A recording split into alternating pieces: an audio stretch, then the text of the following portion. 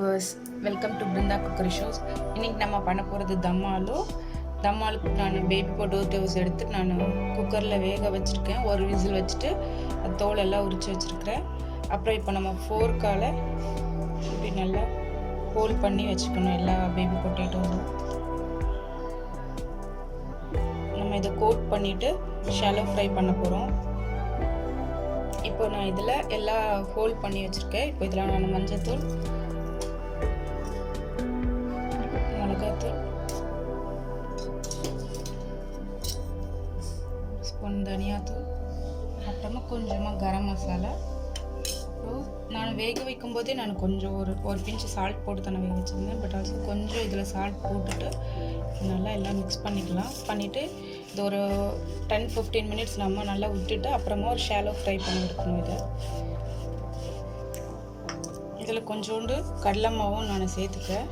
அப்போ இந்த மசாலா வந்து நல்லா பிரிஞ்சு வராமல் பொட்டேட்டோவில் நல்லா ஒட்டியிருக்கும். அதுக்காக தான் கடலை மாவு போட்டு மிக்ஸ் பண்ணுறோம். இப்போ நான் எல்லாம் மசாலா போட்டு நான் இது மிக்ஸ் பண்ணி வச்சுருக்கிற ஒரு 15 மினிட்ஸ் ஊறட்டும். இப்போ நம்ம கிரேவிக்கு அதுக்கு முன்னால் ரெடி பண்ணிக்கலாம்.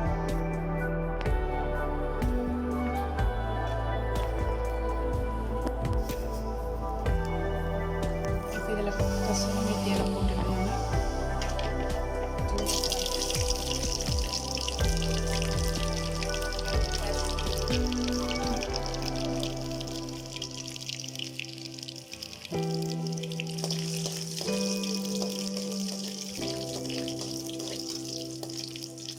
இப்போ இதில் நான் 3 மீடியம் சைஸ் ஆனியன் எடுத்துக்கிறேன்.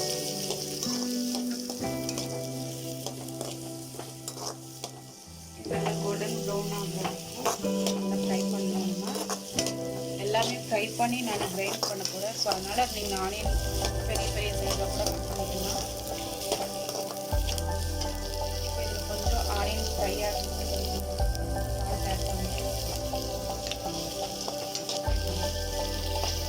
இப்போ கொஞ்சம் ஆனியன் வந்துட்டு ஒரு 5% குக் ஆனது ரெட் சில்லி போட்டுக்கிறேன்.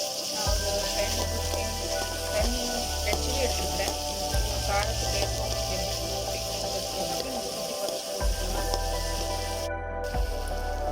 இப்போ பார்த்தீங்கன்னா ஆனியன் வந்து நல்லா வதங்கிடுச்சு. நான் இதில் வந்து இப்போ இதில் டொமேட்டோ ஆட் பண்ணிக்கிறேன். நான் ஒரு டொமேட்டோ தான் சேர்த்துருக்கேன். 3 ஆனியன். இப்போ இதுக்கு நீங்கள் டொமேட்டோ சேர்க்காட்டி கூட பரவாயில்ல, வேணால் கர்ட் யூஸ் பண்ணுவோம். அதனால் டொமேட்டோ வந்து கம்மியாக யூஸ் பண்ணிக்கலாம்.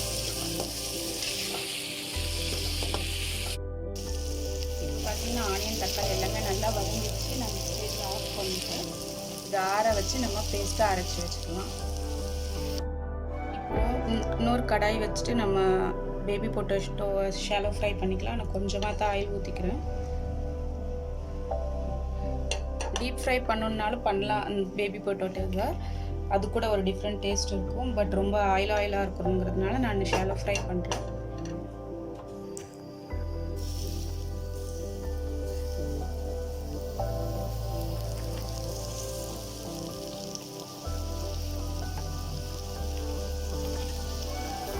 பாருங்கள், கடலை மாவு போட்டோன்னே நம்ம அந்த மசாலாஸ் எல்லாம் வெளியில் வராது.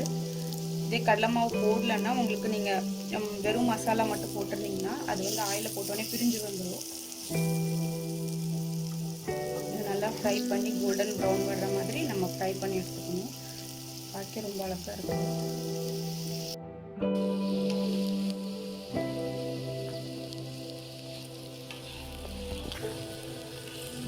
இப்போ பார்த்தீங்கன்னா தெரியும், நல்லா பொட்டேட்டோ வந்து ஃப்ரை ஆகிடுச்சு.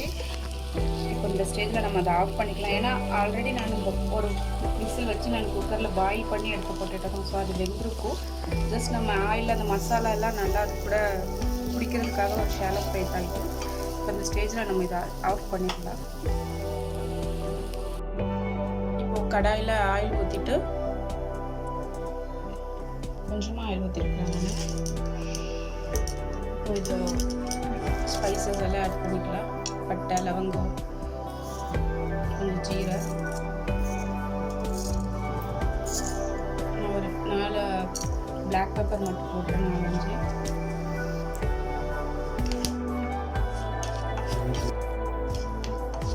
இப்போ ஜீரகம் எல்லாம் நல்லா ஃப்ரை ஆனது. இப்போ நம்ம அரைச்சி மசாலா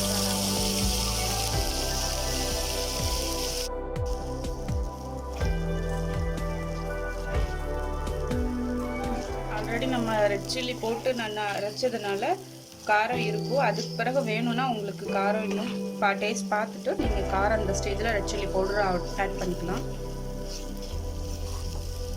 இப்போ நான் இதில் கொஞ்சம் மஞ்சள்தூள் சேர்த்துக்கிறேன். கொஞ்சம் ஒரு 1/2 டீஸ்பூன் அந்த அளவுக்கு காரம் ரெட் சில்லி பவுடர்,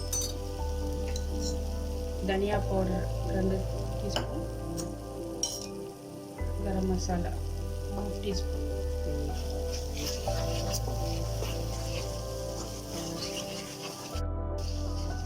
இப்போ பார்த்தீங்கன்னா தெரியும் உங்களுக்கு ஆயில் எல்லாம் நல்லா வெளியில் வருது. அதாவது ஆல்ரெடி நம்ம ஆனியனும் டொமேட்டோவும் ஃப்ரை பண்ணிவிட்டு நம்ம கிரைண்ட் பண்ணி போட்டதுனால சீக்கிரமாக ஃப்ரை ஆயிரும். இப்போ இந்த ஸ்டேஜில் நான் ஒரு 4 டீஸ்பூன் கர்ட் ஆட் பண்ணிக்கிறேன்.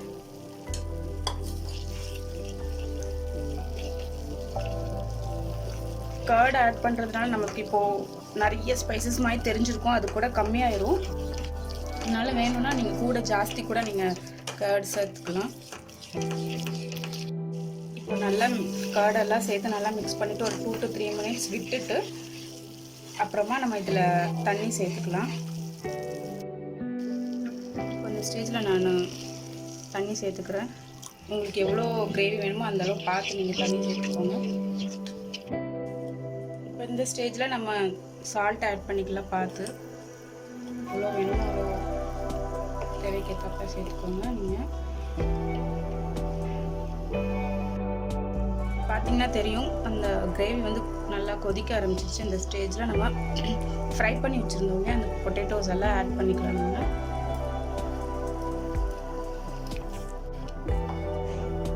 இப்போ பொட்டேட்டோஸ் எல்லாம் போட்டப்பறம் நம்ம கவர் பண்ணிவிட்டு ஒரு 5 minutes குக் ஆகட்டும். இப்போ 5 minutes ஆயிடுச்சு. 1/2 டீஸ்பூன் கரம் மசாலா,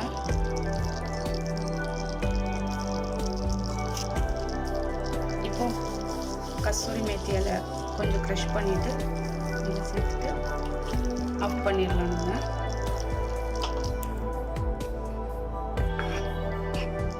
தம் ஆலு ரெடி ஆகிடுச்சு. இப்போ இதை நம்ம ஒரு பிளேட்டுக்கு மாற்றிக்கலாம்.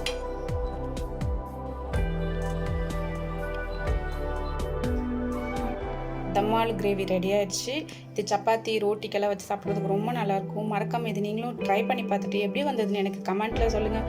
வீடியோ பிடிச்சிருந்தா லைக் பண்ணுங்கள், ஷேர் பண்ணுங்கள், மறக்காமல் சப்ஸ்கிரைப் பண்ணுங்கள். தேங்க்யூ.